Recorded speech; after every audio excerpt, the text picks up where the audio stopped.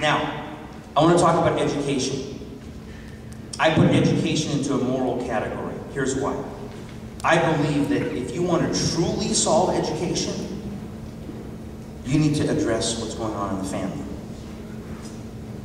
We can pour money at it till we're blue in the face. But if we have decided, remember the platform of that party said? The parents' responsibility, not the state. Yes. If we have decided that the state knows best and the state's going to raise our kids, then we're going to get the education system that we're getting, because they're going to tell you and I what we should be teaching our kids. Now, even though that is the case, there's some practical things that we do, and this was mentioned tonight. There are root issues to education, and here's a couple of root issues I believe we have to deal with. Number one is parental rights. Parental rights are under attack right now. We got to stand up for parental rights. How many of you homeschooling here? Anybody? Fantastic. I send my kids to private school at great expense and sacrifice to our family, and so we need to protect those rights. The unions don't want that. That's true. They don't want that because they want to be able to shuffle everybody through public ed. Well, all of those. But here's some issues with our curriculum. First of all, how about we go back to teaching curriculum that is our basics, right? Math, English, reading, writing, no environmentalism, globalism, earth worship, gender neutrality, all this stuff. Let's leave that to parents, and let's focus on the basics of education. Yes. How about the fact that you and I, we in this state are going to have to make a decision. Do we believe in local control, or do we want to give more control to the federal government over our education system? Because if you believe in local control, right now, 2 years ago, we passed a Senate bill in the state, because when we went in on the race to the top, remember that was Mr. Obama's brainchild, right? The race to the top. That says that there is one standard that fits all. Common Core standards. Now, most teachers that I've talked to don't like this because they want to be able to deal with curriculum at a local level so that they can tailor it to their school, to their demographics. Now, I'm not saying we have to have some standards, but the fact is one standard fits all. And as we signed the bill that we signed a couple years ago, we gave part of our state sovereignty over to the federal government. Because you see, in order to get involved in the race to the top, you have to first pass a bill and pass a law to even qualify for the money. See how that works? Pass a law, and maybe you'll get money. And maybe you won't. And we really didn't get very much money. But we just gave some of our sovereignty away. Now, the other candidates in this race say they want both. They want local control, but they want race to the top. Can you have both of those? Just think about that for 1 second. Think about it. No, you can't have both. One or the other. You can't have both. Doesn't work that way. So we're going to have to decide. And I believe we have to have local control. I believe we push it down as much as we can to the local level, and I hope that those that are running for Congress can go in D.C. and hopefully begin to systematically dismantle the Federal Department of Education, so we can put that we put it back at our state level and get it back to our local level, because that's where solutions are. That's where the principals can be given more control. That's where the teachers can be given more control. That's where the parents can get involved. And if we have bad school boards, that's where we can fight those school boards and get bad people off and put good people in. We have to be able to get it back to a local level. And I want to be able to do one more thing that I've and there's a lot of other things that we can talk about. And when we get, by the way, we're going to do Q&A afterwards. And if you guys have other questions about education, please ask. But just for the sake of time, I need to move on. But other thing that I've proposed is that if you homeschool your child or you put him in private school, should you be paying the portion of your property tax that goes to public education? No. Absolutely not, and I agree with you. Why are we not having a tax exemption law that says if you put your child in public school, you pay it, if you don't, you don't pay it? I'm double paying right now. Some of us are double paying right now. This is common sense, but again, it's fought every step of the way. We are going to work on this. It is my commitment to work on this and hopefully get this passed, because it's common sense. And now, I was asked tonight, before we get off education, I was asked tonight to address the issue of Islam in our public schools. Because I know some of you are thinking, well, they're teaching Islam in our public schools. I thought there wasn't religion in our public schools. Oh, no, there is. Just they're not allowed to teach really Judeo-Christian principles, but they're allowed to teach everything else. So let me talk to you just really quick about what Islam is doing in our public schools. Now, in public schools, you know, they have world history lessons and they teach about world history and world religion. Okay, that's fair, as long as you're hopefully teaching each equally, right? Well, what I brought to you guys before, I mentioned this last time I was here, and in September we actually did a town hall because the Council of American Islamic Relations that Steve talked about had written a letter to 295 of our school districts, all 295, saying, would you allow us to come in and teach teach Islamic sensitivity and curriculum and be able to clarify misconceptions about Islam? Now, this is a group that in my video I outlined very clearly is a front group for the Muslim Brotherhood. The Muslim Brotherhood, who has direct ties, both CARE and the Brotherhood, to Hamas. They're on wiretap as having direct contact with Hamas. The FBI has cut ties with them. The IRS has removed their tax-exempt status. This is the group that wrote this letter to our schools. And guess what our schools want to do? They want to invite them because they don't know who CARE is.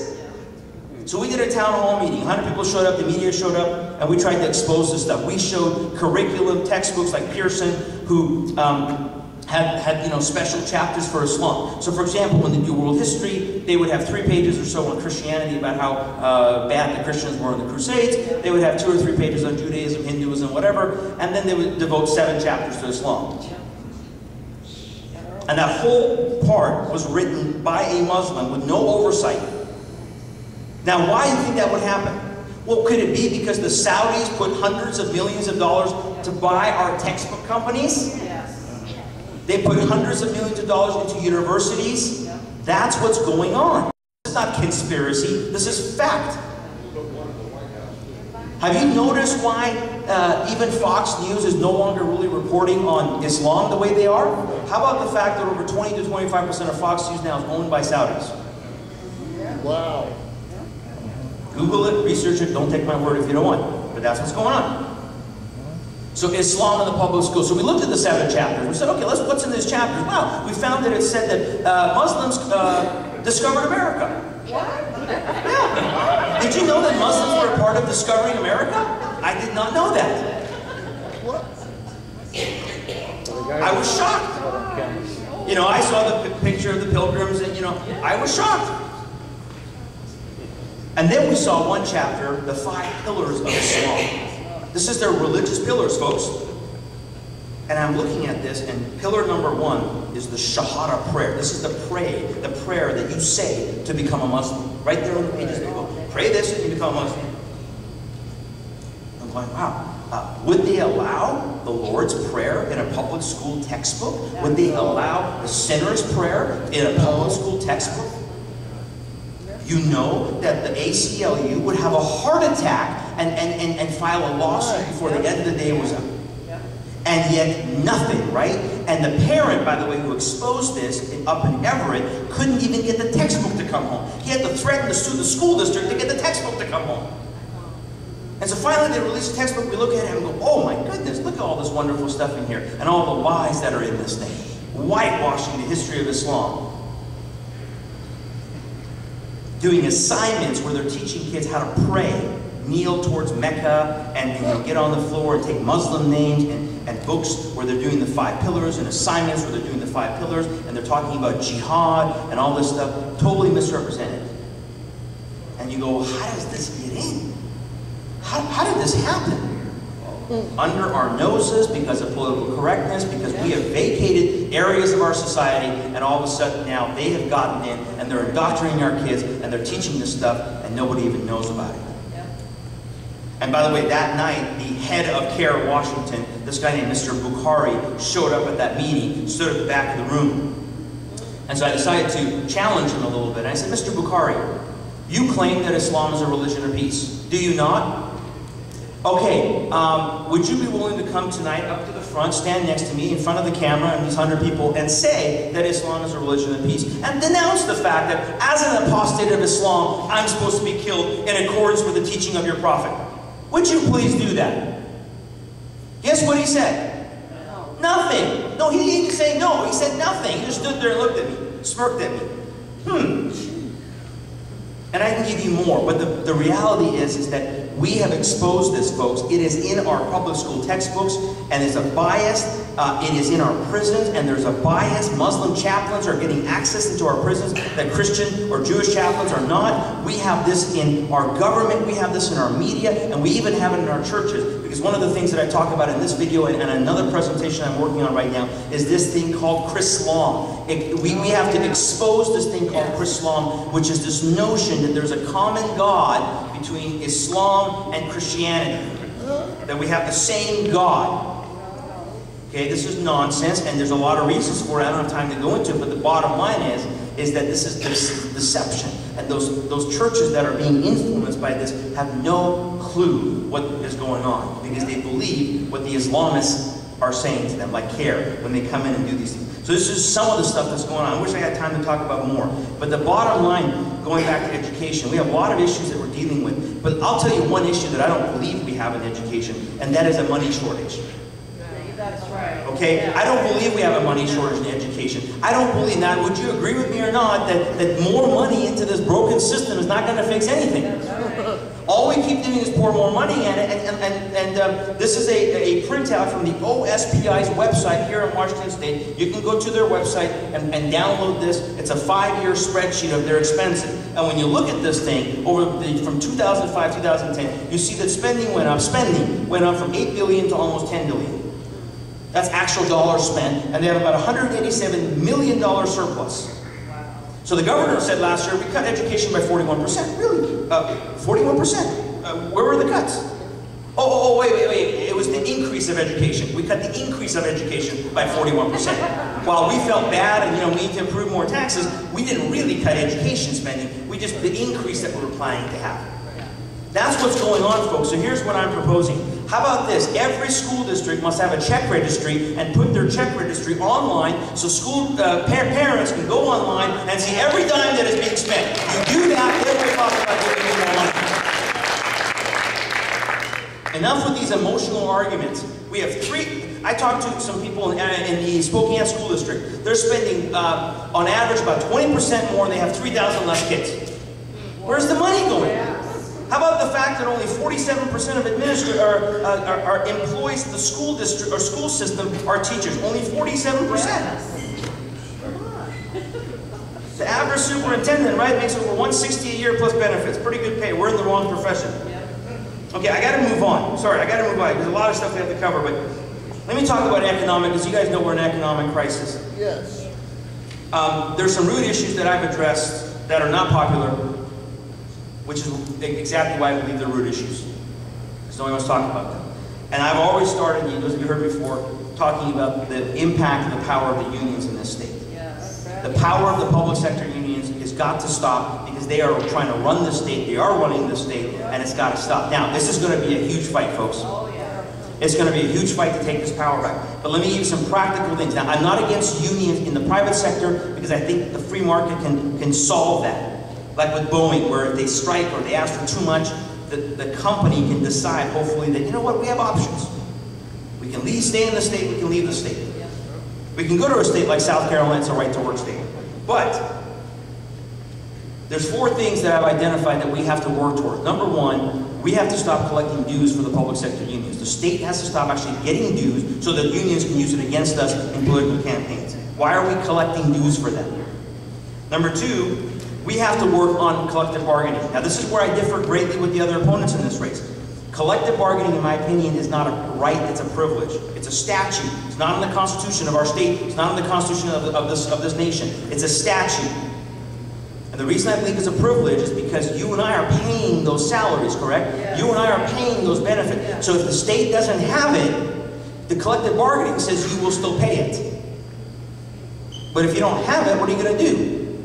So they have to pay it, and they have to pay it without being able to negotiate, because basically collective bargaining creates a monopoly. And so what we need to do, and what Governor Walker did in Wisconsin, was when you revamp collective bargaining and create competition and allow the state to shop around, all of a sudden you start finding you can save a bunch of money. Yes. And so that's exactly what happened in Wisconsin. They saved a bunch of money. We're not forced to lay off teachers and increase class sizes. They were able to keep the numbers down and save money. And also, here's the interesting thing that happened in Wisconsin. Their property taxes went down. And you know, the number 1 thing that happened is they just were able to negotiate healthcare benefits. All this happened predominantly because the state was able to negotiate healthcare benefits for the teachers union, and they were saving on average about $1 million per district. So we have to do this. Number 3, The governor should have, and I will, declare a fiscal emergency next year. Now here's what this does. A fiscal emergency allows the governor, who's the only one that has authority to negotiate collective bargaining with the unions, to force the unions to come to the table. It forces them to negotiate, and then you sit down with them and say, look, everybody is suffering right now. Everybody is sacrificing. So how about the fact that you're paying your benefits here, and the average person in the private sector is paying these benefits? And your salary usually is here, and the average same job in the private sector is here. So let's work on making sure we're negotiating. And then if they won't negotiate, then the governor has the authority to make some unilateral decisions across the board, like layoffs. But you have to be able to get some of the power back from them, because you have to remind them that it's the people of the state of Washington that run the state of Washington and not our unions.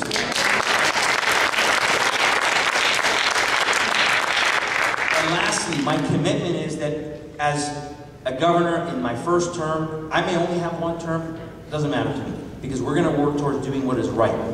But my commitment in the first term as governor would be that we must become a right-to-work state. We got to move in that direction, so nobody is going to be forced into a union, folks. Nobody should be forced to keep their job or get a job by being forced into a union. This will take the power back. Now, this is going to be a huge fight. And we're going to have to get the legislature back, and we're going to have a governor and an attorney general that's willing to stand up to the pressure. By the way, the one thing that I think some of you heard me say, the one thing, and I respect Governor Walker in Wisconsin for what he did. The one thing that I would have done differently in Wisconsin is about day 2 of the, what's a nice way of saying it? The Cry Fest, the shenanigans that were going on. How about on day 2 when they started damaging state property and threatening lawmakers and forging notes? How about if the governor, and here's what I would do, I won't say what he would do, here's what I would do. I would have called the National Guard in and kicked them off the campus. Come on. Yeah. If you want to be there respectfully, be there respectfully. You start damaging state property, you're off the campus. Who is paying for that $8 million of damage that they caused? Who is going to pay for the medical costs when teachers were down in Olympia biting state patrol officers? In the special session. Nobody heard about that in the special session? Oh! Yeah, the people that were down there those first couple of days, when they got rowdy and the state patrol came in, they were biting them. I believe it was 2 state patrol officers that got bit by the protesters. I'm not saying it was all teachers, but the teachers union was there. There was members that were supporting, and so this is what happened. I'm not saying it was teachers who did it. I'm not sure who exactly did the biting, but they were bit. So these are some of the things we have to do. We got to look at regulatory issues. We got to look at I believe we need to repeal the prevailing wage law. The prevailing wage law in our state that says you must pay a prevailing wage, which does not allow the state to negotiate. Every contract that the state has to do has to be a prevailing wage. And so you can't compete, and companies cannot come in and compete for jobs. So every job is much more expensive. Now, who do you think set this up? The unions, exactly. You're tracking with me. We need to be able to repeal the mandatory minimum wage increase. And here's why. It's hurting our small businesses. I just talked to a friend of mine who is a restaurant manager for a number of chains. They had the close the store up in Bellingham. #1 reason they had to lay off 11 people is because of the mandatory minimum wage increase. Because he had to give his employees a 37-cent raise, that's what it was, a 37-cent raise to $9.07 now. When they didn't deserve it, or they may or may not deserve it, but he didn't have a choice. They had to pay it. This is really hurting our businesses. And I'm proposing a structured tier where if you're 16 to 18, you should come in at a lower level. Yes. When I was 16 years old, I was making $3.05 an hour. Now that was after I called my dad, because when I was 15, he was paying me $0.25 when I was working at our restaurant. 25 cents. And then when I turned 16 and I realized he was taking advantage of me, I caught him. I said, you better pay me minimum wage. Now I want a back pay, and he reminded me he pays for where I live and he gives me food, which was fair. I said, okay, you're right, Dad. He said, if you're willing to pay rent, I'll give you back pay. No, it's okay, Dad, we're good. B&O tax we got to look at. We got to revamp our B&O tax. Workers' comp, I believe, needs to be privatized. We need to look at our unemployment taxes and be able to, listen, who are the business creators in this state? Small businesses. Who creates jobs? Small businesses, not the government. That's right. And so you got to unshackle our businesses. You got to unshackle entrepreneurs and deregulate so they can create jobs. But we can't do that because we have things like the Growth Management Act and the Department of Ecology. So what am I going to do as governor for the Department of Ecology? We're going to cut the Department of Ecology. We're going to cut that Department of Ecology because their regulations are hurting businesses. And I believe that we must work towards repealing that Growth Management Act, because it is really, really putting a stifling effect. And businesses are so confused right now, all the regulatory things they have to deal with, from the state government, the federal government, and the local governments. So these are bold ideas, and these are going to be tough, but we have to work towards those things, because we have to unshackle our businesses. And then lastly, on the economic front, I'm running out of time, we got to deal with illegal immigration. Yes. Illegal immigration is a huge problem in our state, whether the governor or anybody else says or not. It costs our state $1.5 billion a year at the minimum. I think it's way higher than that. Now, here's some specific things that we can do. We got to stop this nonsense with the driver licenses, where you can go with a foreign ID and a utility bill and get a driver's license. And by the way, you can go home after that and register online to vote. And you can board a plane. They just drive from Oregon here. They drive from everywhere here. They're flying people from other states here to get their driver's licenses so they can go back and vote. Now, we're getting to that. We're getting to that. Sanctuary. So DL is number one. Number two, we've got to strike down our sanctuary policies. These are in direct violation of federal immigration law. The sanctuary policies that says law enforcement can't do their job, you can't enforce anybody, you can't determine if somebody is legally here or not. This has got to stop. This is in direct violation of our federal immigration law. Now, how do we do that? We've got to be able to push back on our 10th Amendment rights. And these are not, remember, sanctuary policies are not statute. They're not law. It's a policy. Somebody signed it into law. They just did an executive order. And so my commitment is to undo that, because this is putting our state at risk. And it lends to our trafficking rate. We're third highest in the state, in the nation in trafficking. It lends to our gang violence problem. We have almost close to 1,000 inmates in our state prisons right now. These are all things we have to work on. But illegal immigration is a huge issue. In Alabama, when Governor Bentley passed their law recently, which, by the way, the federal government sued them, and Mr. Holder, and they wanted to enforce for the schools. They wanted to find out if the schools were allowing kids to go there illegally. They wanted to verify, not for enforcement, just for the sake of making sure that they were, they wanted to know the numbers. Their enrollment in the state went down 27%. Wow. And their unemployment rate went down almost 2 points. Just FYI. Now, I've said this before, I believe in legal immigration. We are a nation of immigrants. That's right. Let's preserve it. Let's do it lawfully, not lawlessly, and let's do it with integrity. Let's make sure that we honor our system and honor those that are waiting and honor those that have waited in line, and let's be a nation of immigrants lawfully.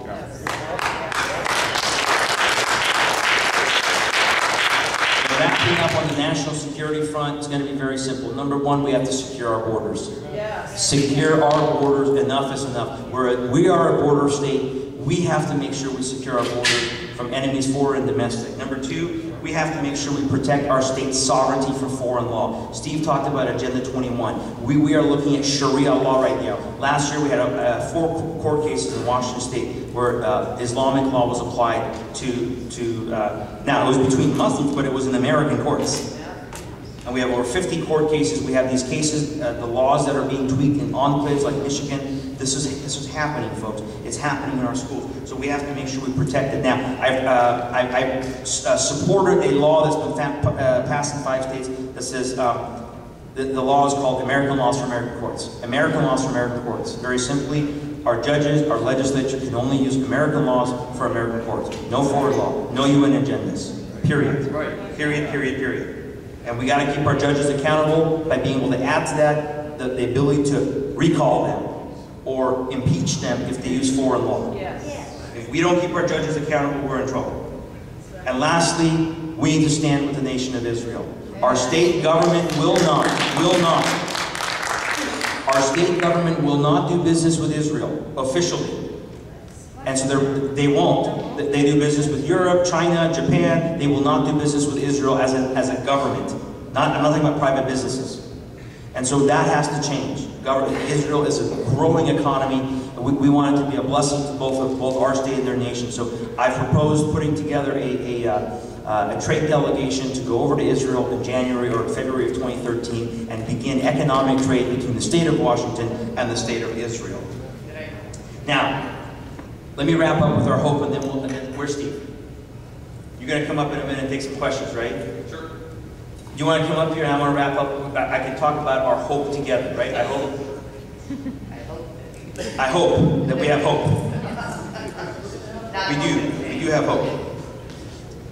Folks, I believe that our hope is that as a people, as a nation, as a state, we have a choice ahead of us. And the choice is, are we going to stand on principles and on truth? Are we going to put principles before party politics? Are we going to put principles before pragmatism? Many of you may be thinking tonight, well, we agree with these guys, but can they win? I mean, let's be honest, right? So the party's saying, oh, they can't win. I encourage you, and I plead with you, first of all, put your principles before party politics.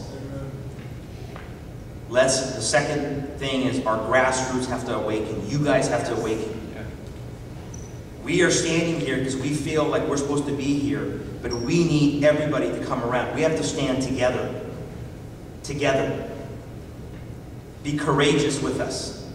Stand courageously. Stand on the truth courageously. Stand on the founding principles of this nation courageously. Don't make excuses if you are believing in conservative principles. Don't let anybody silence your voice. Don't let anybody intimidate you into being silent anymore. Speak those things in love, but speak them. Amen. And lastly, we have to know that we're one nation under God. Amen. That we are a nation that was birthed, the founders, and Steve, we talked about this earlier. Sometimes we forget that I don't believe this nation would have been in existence if it hadn't been for pastors and ministers. 29 of our founders were ministers and pastors. Amen. We have to be a nation that once again says we have a foundation. We have a foundation. We have a set of principles and guidelines that are there that are for the good of our society. Please, please, please, let's not just say God bless America. Let's mean it. Yes. Let's not just say, well, we hope God. No, what Steve said earlier, with God's help and wisdom, we can turn things around. But if we're going to be pragmatic and if we're going to just think, I hope and we hope and we pray that God will come and heal our land and will lead people to rise up and say, no more. The line is here, no more. We're going to stand and we're going to vote our convictions. We're going to vote our principles. Don't let the party tell you how to vote. They've had a pretty crappy, pardon my language, track record. Yeah. Your principles tell you how to vote. So with that, we hope, folks, that you can see that there are clear choices. There are clear choices in these races, but we need your help to get this message out. So with that, thank you. God bless you. Thank you for inviting us tonight. We are excited to be here.